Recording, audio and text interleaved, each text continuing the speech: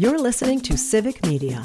You can tune into any of our live shows on any radio station across the state with the Civic Media app. Find us in your phone's app store and listen anytime, anywhere.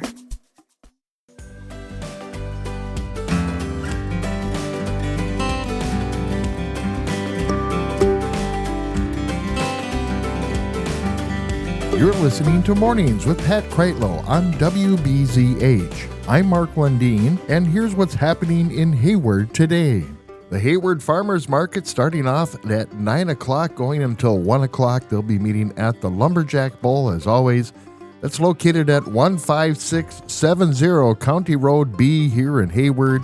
And, of course, you'll find seasonal vegetables, fruits, lots of different meats, some eggs from Happy Wandering Chickens, mushrooms, jams and jellies, coffees, teas, and soaps, lots of plants and shrubs, honey, maple syrup, and local artisans and musicians will be featured as well. For more information, you can email the Hayward Farmers Market wi@gmail.com. Again, the Hayward Farmers Market starting at 9 o'clock, going until 1 this afternoon at the Lumberjack Bowl. The Hayward Community Food Shelf out on Highway 63 will be distributing food this Monday starting at 9 o'clock until 12. For more information on that, you can go to haywardfoodshelf.net and click on the Need Food tab. Again, this will be this Monday until 9 o'clock until noon at 16216 U.S. Highway 63. They would also like you to let you know that it is time to sign up for the Hayward Community Food Shelf's Food for Kids School Year program. Information sheets and permission slips are available through the schools and their website, as well as the Facebook pages and Food Shelf's website and Facebook page. The Food for Kids School Year program will begin September 12th, and the purpose of the program is to provide food for school-age children during the weekends when school breakfast and lunches are not available. Food is provided at no cost to the parent or student. All you have to do is complete the registration form and submit it back to the student's school. If you have questions about this program, contact the Hayward Community Food Shelf at 715-634-4237. The Strong Bodies Exercise Program will be available at the Lac-Courte Elder Center, located at 13856 West Corbine Road in Stone Lake. That starts at 10:30 on Monday. Classes are held twice each week, including progressive resistance training, balance training, flexibility exercises, and some nutritional fun. Transportation is available by calling Bob at 715-699-3529. Again, the Strong Bodies program starting at 10:30 at the LCO Aging and Disability Center. At the Hayward Senior Resource Center, they'll have super senior classes, a 45-minute chair-based exercise class for those 60 and older. They'll work on balance, strength, coordination, core, and, of course, having fun. That is, again, Monday at 11 o'clock at the Hayward Senior Resource Center, located at 15856 East 5th Street here in Hayward.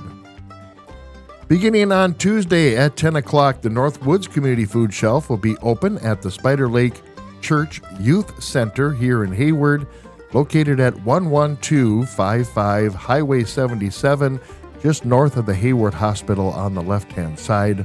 They'll have lots of foods and meats and produce available, and everyone's encouraged to come get some food from this program regardless of your financial situation. For more information, you can visit spiderlakechurch.org. And again, this is the Northwoods Community Food Shelf, opening up Tuesday at 10 a.m. Girls varsity tennis for Barron schools will have a meet at 4 o'clock. They'll be meeting at Regis High School.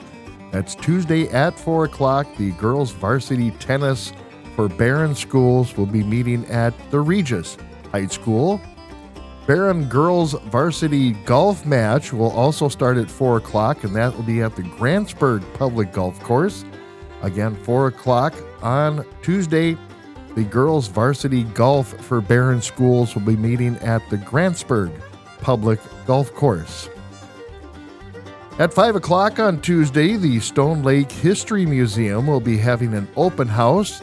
The museum is located at 6064 Stone Lake Road in Stone Lake.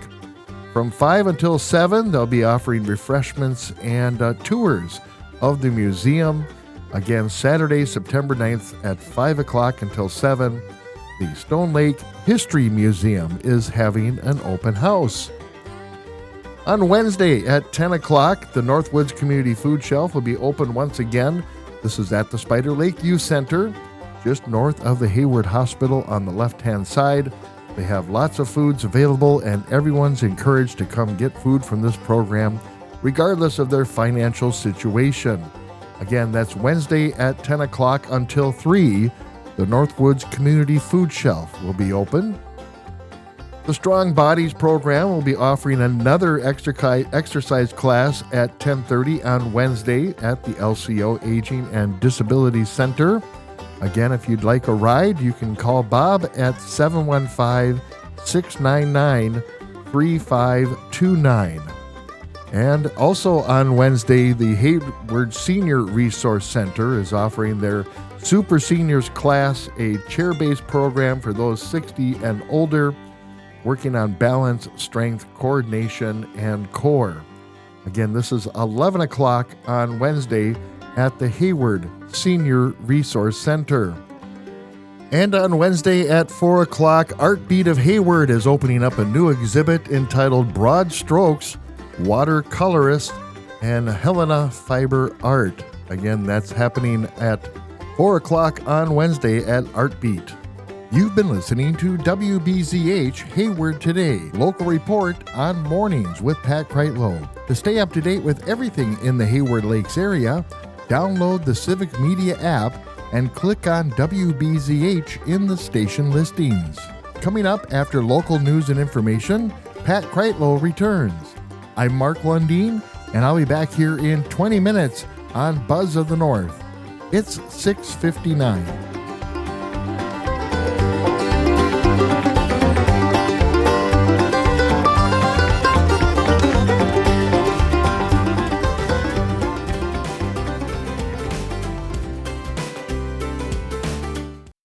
You're listening to Civic Media. Stay up to date on the latest news and information for your local community and Wisconsin by signing up for our free email newsletter. Visit civicmedia.us/email to get started. You're listening to Mornings with Pat Kreitlow on WBZH, the Buzz of the North. I'm Greg Gunderson, here with Rachel Casey. And today in Hayward, we are discussing... Rachel doesn't know what the topic I've chosen is yet. Renaissance Fair. Okay. Change of topic. Weird noises is now the topic. So this over the weekend, we just got back yesterday from a road trip that involved leaving on Friday, getting back Sunday, and it was to the Minnesota Renaissance Festival. Yes. Now, I am a newbie. This was my first time at any Renaissance Festival whatsoever. Rachel, you'd been how many times before? I want to say maybe like 3 or 4. Not a ton, but enough that it has like a lot of solid memories for me. Okay, so you'd call yourself a veteran, but maybe not an expert, perhaps? Yeah. That's that wide sweet spot that you could say that I think a lot of people occupy on many topics. So was it what you remembered then? Yes. Was it more? Was it less? Was there anything Yeah. missing? What stood out to you as somebody returning? Yeah. Honestly, so this is interesting. I found some people discussing in online spaces how the magic seems to have dissipated a bit in past years and this year, but I found the magic to be well intact and if not like more magical than I remember. Okay, and I'm realizing that I've started out of order a little bit here. For those who have never been to the Minnesota Renaissance Festival, that's in Shakopee, Minnesota, and the people we went with are seasoned veterans dressed as any pick your fantasy trope. One of them looked a little hobbitish, the other slightly more human or elf, maybe bit of dwarf. Good beard on that one. And shout out to them if they happen to hear that ridiculous description I just gave them. But they were very well in the know. And so they gave us a few pointers like dogs are welcome, but maybe leave yours at the hotel or at home, which I think would have been fine if we brought Toby, but probably better that we left him at the hotel this time. He did great as he does. But it is a huge, it's not, I struggle to say it's a village because it is. It's truly the size of a village, of a medieval village. I imagine there were many that were probably quite smaller. Like it's too big to be called a hamlet, I think. Like it's big. And I think part of that is that the streets are wide to accommodate the number of people, so it might feel larger than it is. But my first worry going in was, is this going to feel like a put on? You know, is this going to feel like a cheap performance by, is this going to feel like a middle school theater thing where you can see, sure, there were plenty of Amazon costumes, which is exactly what I would have worn if I'd have gone in costume. I was a time traveler. But no, I was continually, repeatedly blown away. If you look in their metalsmithing section on the website, I think they list 8 to 10 people, and I think 3 or 4 of those are actually making swords in a true forge that they've set up to some degree, if only a crude one just to demonstrate the extreme basics of a blacksmith shop. One of them's actually sitting there making really nice stuff and demonstrating the true depth of the craft. So I thought, okay, that already, when I saw the third real blacksmith swinging a hammer, I thought, whoa, okay. They go hard here. That number stood out to me. I was like, that's a lot. And then you know what the second thing was? The sheer quantity of which stood out to me? The mead lines. Yep. It was the mead lines. Yes. It was and when I saw the first mead line, I thought, yep, that's how big I thought the mead line would be. But then when I saw the second one of the same size, I thought, whoa, hold on, Oktoberfest. And then I saw the third of the same size. I was like, oh, okay. I see what people are doing here. It was delicious. I see what people are doing here. That was so. I mean, without meaning to, we've transitioned. I've stolen the spotlight here, and I'm sorry, but it became my first impressions. As it should, though. You were the one who hadn't been The newbie. So, yeah. What was your favorite new portion, though? What did you see for the first time this weekend that you were super glad we saw? Yeah, I feel like it's a strange little sideshow part of it, but the rare cork-nosed piggies, that alone, that drew me in so hard. It was, where was that? We were it was the first, Wasn't with the swords? No, it was a pottery Was it a vendor. pottery place? Yeah. Okay. There were the little bays and the stalls. It was almost... Maybe it's been there before. It was almost like an antique mall writ large where a lot of places each had their little space and you could walk into it and it was a U-shape to some degree. And they did different things. And there were places that were obviously a lot larger. And some places even had their own buildings if they were certain sizes of vendors and such.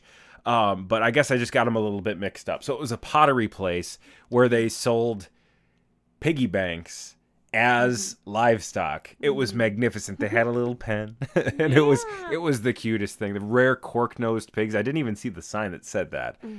Adorable. If you're involved in the rare cork-nosed pigs, top notch.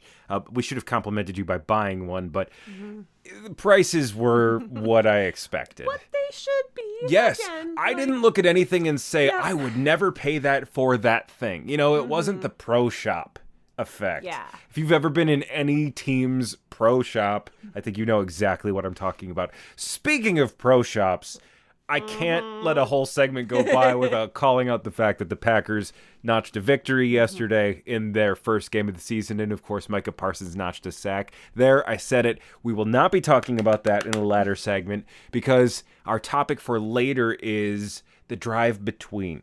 I figured Renaissance fairs and road trips. They go hand in hand after all. We had a pretty long drive. We went, of course, from Price County, where we call home, and in Sawyer County, where we go between quite often, over to, we went as far west as Delano, of course, where you call home. I think that was as far away as we got. Of course, Shakopee further south, but is it further away? I'm not sure. It might be. It might be, but honestly, I don't know. Yeah. Horse apiece. Yep. Horse apiece. We were west and south of the cities. We were in the cities, as many of you would likely call it. I learned a new term. Your dad taught me a new term. Yes, Taught he you a new did. term too. Yeah. The exurbs. The exurbs. And that'll be part of what we talk about later. What is an exurb? And it explains a lot of the arguments we've even had on this segment. Yeah. We've had discussions about where you live and what to call it, and we'll discuss similar things later. For now, you've been listening to WBZH's Local Report. Mornings with Pat Kreitlow continues. To keep your finger on the pulse here in Hayward, though, head to the website, wbzh.fm. Sign up for the newsletter and stay tuned to WBZH. I'm Greg Gunderson. She's Rachel Casey. We'll be right back. We're back on WBZH, the Buzz of the North, stealing some time from Mornings with Pat Kreitlow. I'm Greg Gunderson, here again with Rachel Casey, and today the topics have been Renaissance fests and now looking at road trips, but also touching on the nature of, I don't know, geography, I guess. I wanted to go more specific than that. I was going to bring out the scalpel, but I guess I have to stick with the net on this one. Geography, exurbs. Your dad taught me the term exurbs over the weekend, and it explains something that we've discussed even on this segment on the Monday morning spots we get here with Pat. So you're from a place that to me was unique, and to many people will be quite familiar, but you have your face against the furnace and your back against the winter. It's city on one side and true, honest farm country miles deep just a mile away. And that was weird to me. And I've only been able to articulate it once your dad explained what the exurb was, at least by his understanding. I don't know. I've only heard from your dad what an exurb is, so I should probably do more research before I lean on that definition. That said, your dad's a very smart guy. So, and I can't even pretend I even know it well enough. Rachel Googling is going to be very helpful for all of us in just a moment. But your dad described it as the very outer ring of suburbs where they transition into farm country and rural areas. An exurb is an area outside the typically denser inner suburban area at the edge of the metro, which has some economic and commuting connection to the metro, low housing density, and relatively high population growth. Okay, there are layers to this onion, but you get the point. You get the point. So this is an area that is transitional from urban into rural. But that transition was far more abrupt than I realized it was going to be. Because where we're from here in the Northwoods of Wisconsin, it's much more delineated. I mean, even the farms and the towns are often quite separated, though some are quite close. The towns aren't large enough for it to be that stark of a contrast. Right. Whereas over, at least in your neck of the woods, it's really, truly, I mean, wow, the separation. I didn't realize it, and I feel like I've definitely kind of I've definitely shouted you down about it now. Now I feel kind of impotent in any attempt to do so, but I feel humbled. I Appreciate this. That there is a Wikipedia article that supports you is kind of damning to me, I'm afraid. You're very core. No, it's just do you know what I mean though? I think you can see what I mean, and that the separation between farm and town is different where I'm from than where you're from. Yeah, for sure. And that it was quite jarring to hear you just explain it. I was like, no, that's a myth. That's a myth. You're not. Doesn't exist. Well, I think the issue was that you described it as that you were from the country. And I was like, no. And my best friend grew up on a farm. No, Literally. To be super fair, I might still pick nits if I was in that kind of mood with you, but no, like it's right there. It's right there. True country. Minnesota, you're organized weird. That's and Rachel agrees. Story. The native agrees. That's what she said. You said that was. I'm paraphrasing you a little bit, but the record will support my interpretation of things. Actually, nominally speaking, our topic of this side of things is the road trip. So we went from the cities to the Northwoods of Wisconsin. That's a trip that many of us make quite often, I think, because those cities are such a draw. They're a little bit of a black hole. Our family moves there. There's healthcare. There's job opportunities. There's entertainment. What? Yeah, there are things that are only right there. And if you're a Vikings fan, you're there more often than I want to know. But for us is a fun little thing that really we can make a weekend of. You and I enjoy a road trip. I don't think everybody does. Yeah. I think a lot of people do, though. I suspect a lot of people view that as an opportunity, that just for the gas money, you get to do something.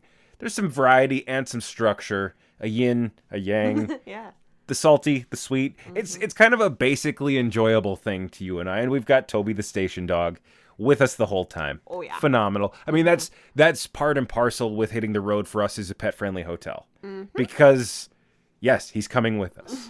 Like, yes, or we're not going in most cases. He's too good. Yeah, we got super lucky. We got super lucky. We got a dog with a checkered past, at least where the owners are concerned. We've never heard of any blips in his behavior ever, but it would make sense given where he came from, and it's just never happened. So again, I reiterate, we got super lucky. Why do you like road trips? Why should driving cross country in the middle of nowhere? I mean, we realized you and I decided we were going to get a Culver's treat yesterday because it was I hope that pumpkin flavor is sticking around. I hope it wasn't just a flavor of the day in that one that we saw, but it was a pumpkin flavor, and I thought we'll get that with cheesecake bites on the way home. And we skipped one Culver's and thought we'll get it at the next one, and we very quickly realized, oh no, there are no more. So through all that, what's enjoyable? I think it depends largely on whether or not you enjoy driving, as one part of that, like in and of itself. All right, state your role. I'm passenger princess. Yes, I was going to say you have to say it accurately. Thank you. You did. But I do enjoy driving, even if I wasn't. You do. So... You do. You would totally drive. And I feel like in our relationship, we're going to experience more phases where you are willing to drive and eager to. And I'm always willing to give that up. But I will say last time you were like, let me drive. I was like, this is weird. Because like, I'm not okay with it by any means. I'm not emasculated by being driven a place like that. I'll admit the idea is kind of silly to me, but to each their own. I'm not gonna speak on the psychology of people I don't know. But like, I don't know. It was weird. It was just because it's outside of the norm. Yeah, it's just a shake up. Is that part of what makes it enjoyable to you? I think so. And it also, of course, depends on the company, but the scenery, it depends on, don't go through the middle of the city if that's not what your vibe is. We did. We specifically skirted around the cities. We went north of them. If you are going to the cities, make a point of aiming for, while you're going on the way down, aim for East Bethel, Minnesota, and then work your way around the cities to wherever you need to get. Unless you need to get south of the cities, then aim for somewhere that makes more sense. You get the point. Aim to the near edge. Aim to the near edge, work your way there. You'll find magic along the way. It's the journey, not the destination. Exactly. We might have to touch on this again next week, or people will think I've just gone off the deep end. You've been listening to WBZH's Local Report, Mornings with Pat Kreitlow. Bring the buzz with you with the Civic Media app, free on the App Store. For WBZH and Civic Media, I'm Gray. She's Rachel. You're listening to Civic Media. Find the latest news, information, and archives of all your favorite shows on the Civic Media website, civicmedia.us.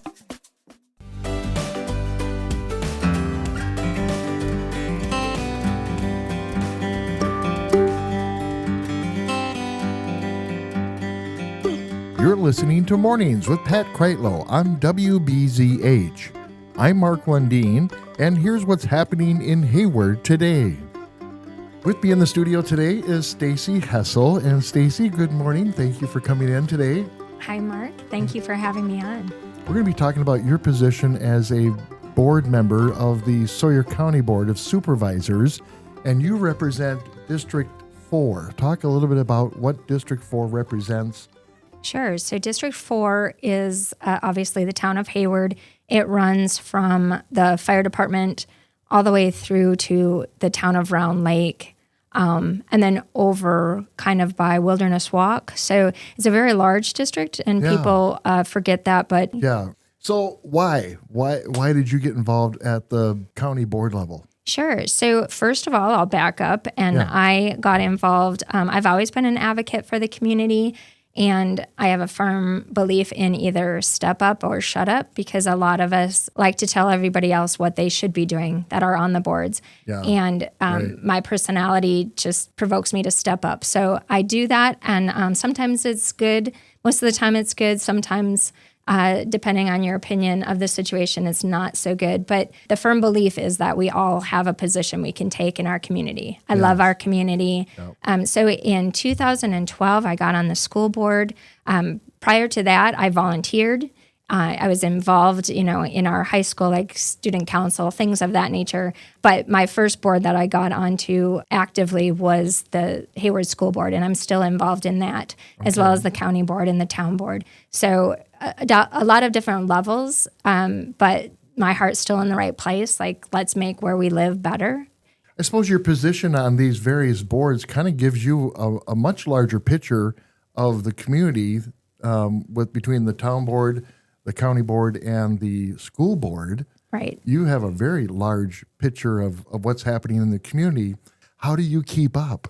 So you just do it, right? We all wake up and we have, our schedule in front of us. And I just have chosen to use my spare time giving back to the community. I've raised 3 kids and, they're all adults now. And so that gives me a little bit more time because I'm not volunteering for whatever they had going on in school. Yeah. So I've replaced that with the community. So my apologies to the community because it's a little obnoxious how much I'm trying to do, but that's how I was and still am as a mom. I think that you raise them upright and then they go forward. And I think that we can do that in our community too. And so just making sure that we do our due diligence while we also make sure that we remember the past of our community. Yeah.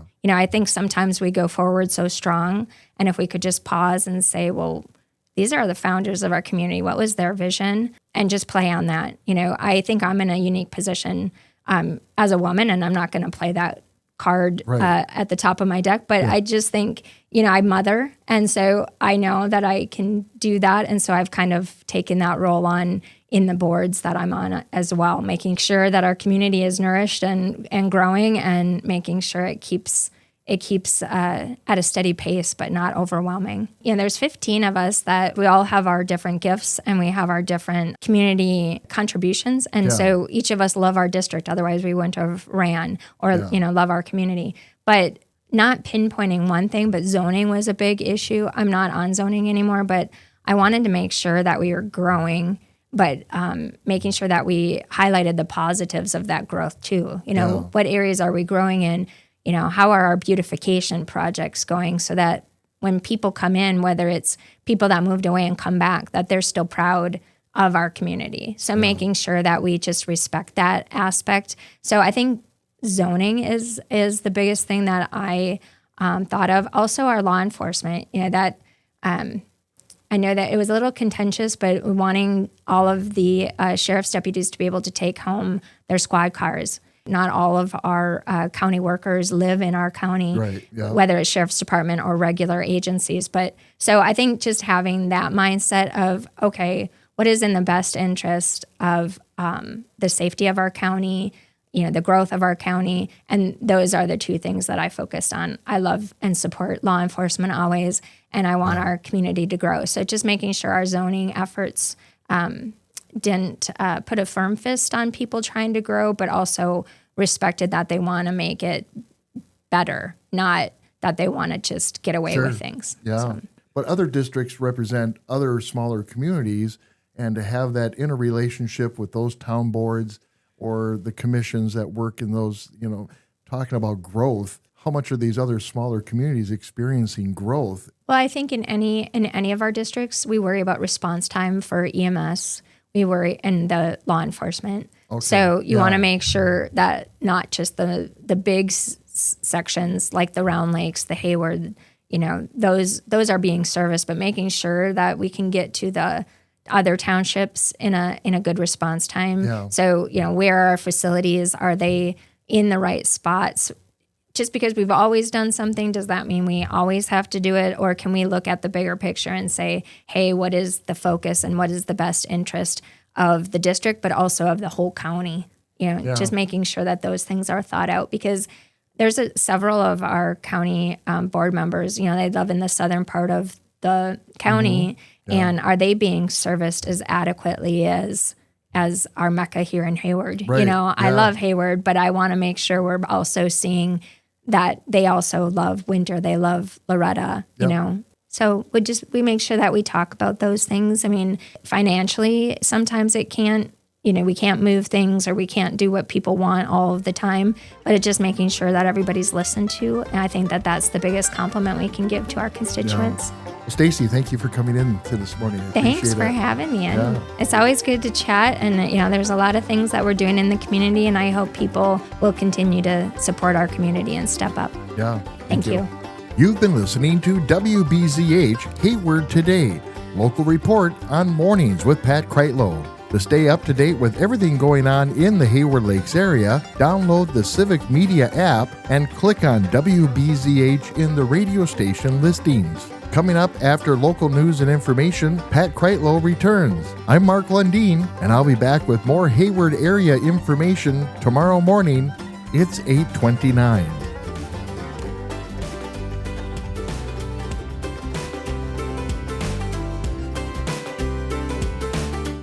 The national news cycle never stops, but it can be hard to find news about your local community. Civic Media is dedicated to providing quality local and state news coverage across Wisconsin. With the Civic Media app, you can get notifications about local stories that matter to you and your community. Find the free Civic Media app in your phone's app store and choose notifications from the menu to tell us what kind of news you want to hear about.